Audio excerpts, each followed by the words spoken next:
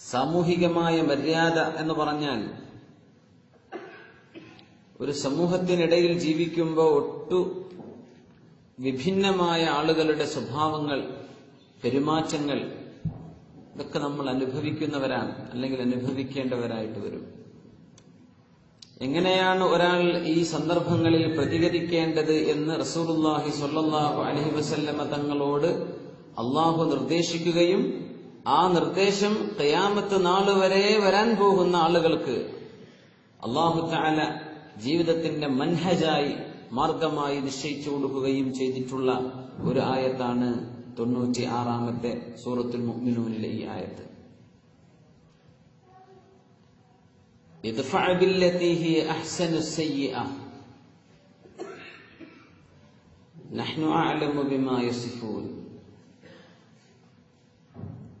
നബിയെ, ഇദ്ഫഅ, അങ്ങ് പ്രതിരോധിക്കേണ്ടത്, ബില്ലതി ഹിയ അഹ്സൻ, ഏറ്റവും നല്ലതുകൊണ്ടാണ് അങ്ങ് പ്രതികരിക്കേണ്ടത്, അസ്സയ്യിഅ, മോശമായതിന് അങ്ങ് നല്ലതുകൊണ്ട് അല്ല, ഏറ്റവും നല്ലതുകൊണ്ട് പ്രതികരിക്കുക. മോശമായതിന് നല്ലത് നല്ല, അതിൽ കൂടെ ഒരു പടി സ്റ്റേജ് കയറിയിട്ടാണ് അഹ്സൻ. ഹസനത്ത് എന്ന് പറഞ്ഞാൽ നല്ലതെന്നാണ്. അഹ്സൻ എന്ന് പറഞ്ഞാൽ കമ്പാരിറ്റീവ് ഫോമാണ്, ബെറ്റർ ദാൻ സംതിങ്. അതോടൊപ്പം തന്നെ അത് സൂപ്പർലേറ്റീവ് ഫോമാണ്. അറബിയെ സംബന്ധിച്ചിടത്തോളം അഹ്സൻ, ദ ബെസ്റ്റ്, ഏറ്റവും നല്ലതെന്തോ അതുകൊണ്ട് തിന്മയെ നേരിടുക. തിന്മയെ നന്മ കൊണ്ട് നേരിടൽ തന്നെ വലിയ സംഭവമാണ്. അതും കഴിഞ്ഞ് ഏറ്റവും നല്ലതുകൊണ്ടാണ് തിന്മയെ പ്രതിരോധിക്കേണ്ടത്. ഇതേ ആശയം സൂറത്തു ഫുസ്സിലത്തിൽ അല്ലാഹു പറയുന്നു. ബിസ്മില്ലാഹിർ റഹ്മാനിർ റഹീം. ادفع بالتي هي أحسن فإذا الذي بينك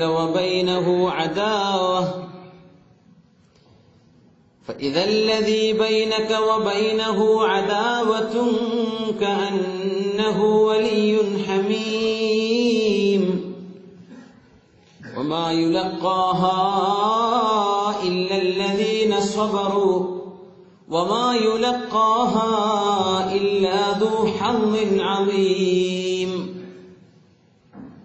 ഇദ്ഫഅ, നബിയെ അങ്ങ് പ്രതികരിക്കുക, അങ്ങ് പ്രതിരോധിക്കുക, ബില്ലതി ഹിയ അഹ്സൻ, ഏറ്റവും നല്ലതുകൊണ്ട് അങ്ങ് പ്രതികരിക്കുക. എന്തിനെ?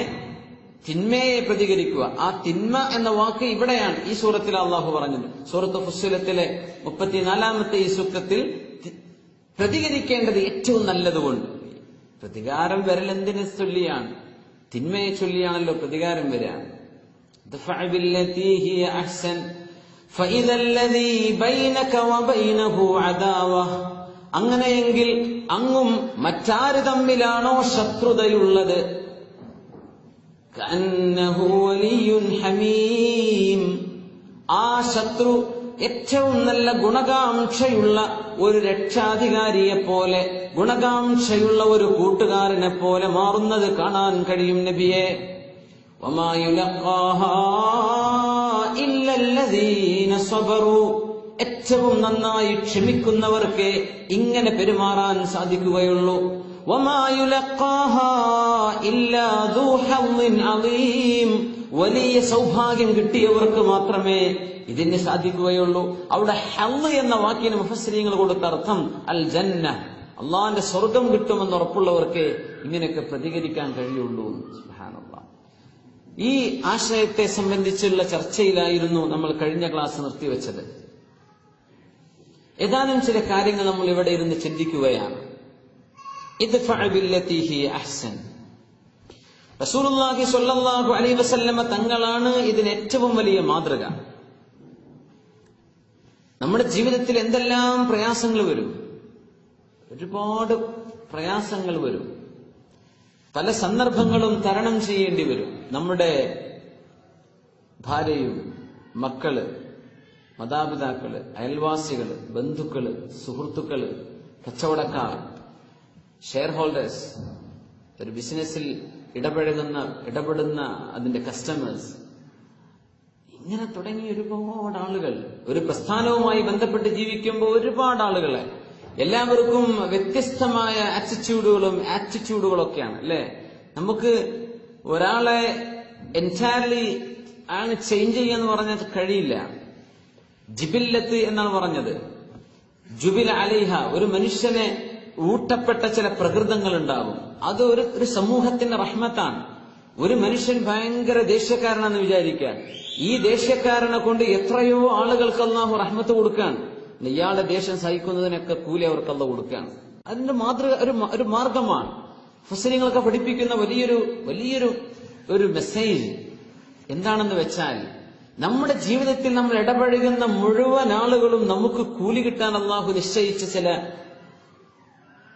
മീൻസ് ഓഫ് റിവാർഡ്സ് അല്ലാഹു അങ്ങനെ വെച്ചിരിക്കുകയാണ്. നമ്മുടെ മക്കൾ, എന്തിനാ മക്കളെ തന്നത്? ആ മക്കൾക്ക് നമ്മൾ സംരക്ഷണം കൊടുക്കുന്നു, അവർക്ക് ഭക്ഷണം കൊടുക്കുന്നു, അവരെ ചികിത്സിക്കുന്നു, ഇതിനൊക്കെ അല്ലാഹു കൂലി തരാൻ. ഭാര്യയെ തന്നു, അവരെ സംരക്ഷിക്കുന്നു, അവർക്ക് സംരക്ഷണം കൊടുക്കുന്നു, അവരെ ദീനിയായ ചുറ്റുപാടിൽ വളർത്തുന്നു, അവർക്ക് വേണ്ട സൗകര്യങ്ങൾ ചെയ്തു കൊടുക്കുന്നു, അതിനൊക്കെ കൂലിയാണ്. മാതാപിതാക്കൾക്ക് മക്കളോട് ചെയ്യുന്നതിന് കൂലി, മാതാപിതാക്കൾ വലുതായാൽ മക്കൾക്ക് മാതാപിതാക്കൾ കാരണം ഒരുപാട് കൂലി. ഇങ്ങനെ ബന്ധുക്കളും അയൽവാസികളും ജ്യേഷ്ഠാനുജന്മ ഇവരൊക്കെ നമുക്ക് കൂലി കിട്ടാൻ കാരണക്കാരാണ്. അവരോടൊക്കെയുള്ള പെരുമാറ്റത്തിലൊക്കെ ഒരുപാട് കൂലി കിട്ടും.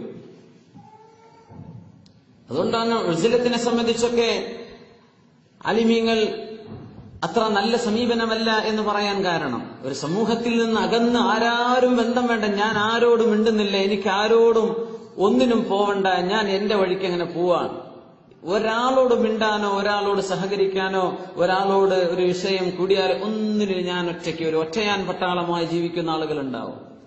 അങ്ങനെ വേണോ? അതല്ല, ആളുകളുടെ കൂടെ നടന്നിട്ട് അവരിൽ നിന്നുള്ള പ്രയാസങ്ങൾ സഹിച്ച് ജീവിക്കണം. ആർക്കാണ് കൂലി എന്ന് ചോദിച്ചപ്പോൾ റസൂലുള്ളാഹി സ്വല്ലല്ലാഹു അലൈഹി വസല്ലം തങ്ങൾ പറയുന്ന ആർക്കാണ്? ജനങ്ങളുടെ മയസ്ബിറു അല അദന്നാസ്, ജനങ്ങളുടെ പ്രയാസങ്ങളൊക്കെ സഹിക്കുന്നവർ. എനിക്ക് തോന്നുന്ന നമ്മുടെ നാട്ടിലെ പള്ളി കമ്മിറ്റിക്കാരൊക്കെ നമ്മൾ ശരിക്കും അപ്രീഷിയേറ്റ് ചെയ്യണം. സംഗതി പള്ളിയിലെ പ്രസിഡന്റോ സെക്രട്ടറിയോ ഖജാൻജി എന്നൊക്കെ ആകുമ്പോൾ അവർക്കൊരു ഇമേജ് ഒക്കെ ഉണ്ടെങ്കിൽ പോലും ഒരു 5 കൊല്ലമോ 10 കൊല്ലമോ കഴിഞ്ഞ് ഇറങ്ങുമ്പോ ഏതാനും ചില കണക്കിലെ ഒരു 10 രൂപേന്റെ ഒരു ബില്ല് കിട്ടാത്തതായിരിക്കും ആകെ അവിടെ ഉണ്ടായ പ്രശ്നം.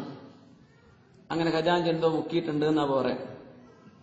ഈ മനുഷ്യൻ ഇതിനു വേണ്ടി ത്യാഗം ചെയ്തതോ തന്റെ വീടും മക്കളൊക്കെ ഉപേക്ഷിച്ച് ഇതിന്റെ പിന്നാലെ നടന്നതും യോഗം കൂടിയതും പള്ളിയുടെ കാര്യം ഇതൊന്നും മനുഷ്യന്മാർ നോക്കണില്ല.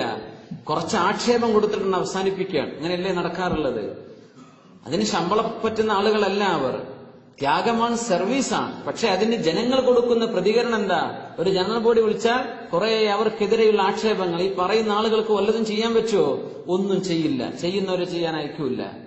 ഇതൊക്കെ സഹിച്ചിട്ടും പിന്നെ പിടിച്ചു നിൽക്കുന്നത് ഭയങ്കര ജിഹാദാണ്. ആളുകളുടെ റെസ്പോൺസ് ഇങ്ങനെയായിരിക്കും നമ്മൾ ആദ്യമേ പ്രതീക്ഷിക്കണം. ഇവരൊന്നും നമ്മളെ പൊന്നാടയിട്ട് അണിയിച്ചിട്ട് നമ്മൾ ആദരിക്കും, അതൊന്നും വിചാരിക്കണ്ട. ഖൽബ് ബൈന ഇസ്ബഅൈനി മിൻ അസാബിഇർ റഹ്മാൻ, ഇതൊക്കെ സഹിക്കാനുള്ള ഒരു മാനസികമായ ഒരു സന്നദ്ധത. സുബ്ഹാനല്ലാഹ്. മുഅ്മിനായ മനുഷ്യൻ ആ ഒരൊറ്റ പ്രശ്നം കൊണ്ട് പള്ളിയുടെ ഖിദ്മത്തിൽ നിന്ന്, മദ്രസയുടെ ഖിദ്മത്തിൽ നിന്ന്, ഒരു പ്രസ്ഥാനത്തിന്റെ ഖിദ്മത്തിൽ നിന്ന് മാറാൻ പാടില്ല. അത് സഹിച്ച് ജീവിക്കുമ്പോൾ തന്നെ ഒരുപാട് കൂലി കിട്ടും. സുബ്ഹാനല്ലാഹ്. ഇദ്ഫഅ ബില്ലതി ഹി അഹ്സൻ, ഏറ്റവും നല്ലതുകൊണ്ട് പ്രതികരിക്കുക നബിയെ, ഏറ്റവും നല്ലതുകൊണ്ട്.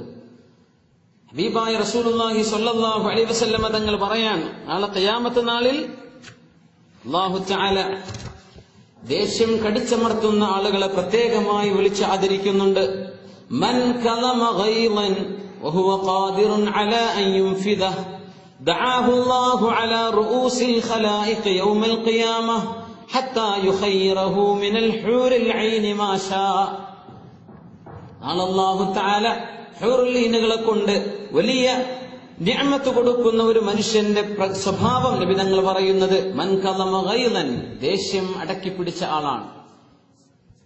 ഒരാളിങ്ങോട്ട് മോശമായി പെരുമാറിയാൽ അയാളോട് തിരിച്ചു മോശമായിട്ട് പെരുമാറാൻ നമ്മുടെ ശരീരം പറയുന്നു, നമ്മുടെ പിശാച് പറയുന്നു. ഇതിനാരുടെയും ഒരു ഇൻസ്ട്രക്ഷൻ കിട്ടേണ്ട ആവശ്യമില്ല. ഓട്ടോമാറ്റിക്കലി അതിന്റെ റിയാക്ഷൻ ഇൻസ്റ്റന്റ്ലി അവിടെ നടക്കും, അല്ലേ?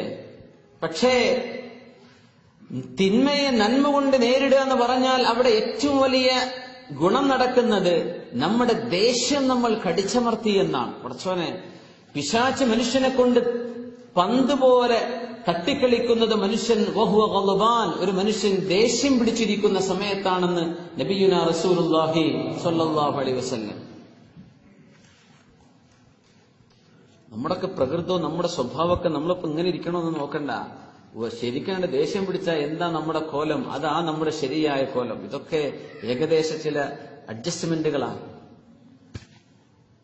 മനുഷ്യന്റെ ശരിയായ പ്രകൃതം മനുഷ്യന് ദേഷ്യം പിടിക്കുമ്പോ എന്ത് പെരുമാറുന്നു, എന്ത് പറയുന്നു, എന്ത് വിളിച്ചു പറയുന്നു. അവിടെ കൺട്രോൾ ഇല്ലാത്തവൻ ജീവിതത്തിൽ അവന്റെ ഒരു ഇമോഷൻസിനും കൺട്രോൾ ഉണ്ടാവില്ല. അവന് സ്വന്തത്തെ ഭരിക്കാൻ കഴിയില്ല.